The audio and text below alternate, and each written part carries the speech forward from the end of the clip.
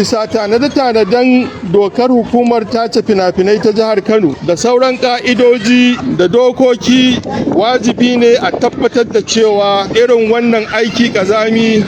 ya dace da tsarin muhalli, ya dace da tsarin al'ada, ya dace da tsari na muradun mazauna kafin a fara shi. Al'ummar wannan unguwa ta Ɗorayi mai albarka sun jaddada cewa suna maraba da duk wani ci gaba mai amfani da inganta rayuwar jama'arsu, amma sun buƙaci hukumar tace fina-finai da hukumar Kanubda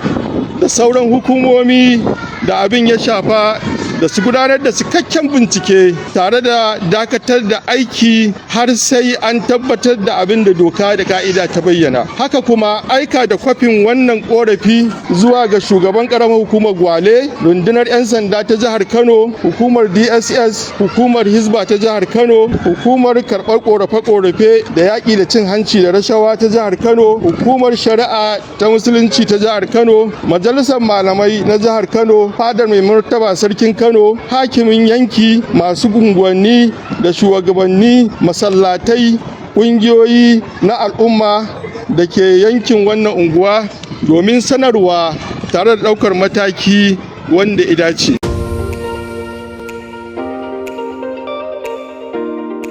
Sabuwar murya, ku biyo mu sha kallo.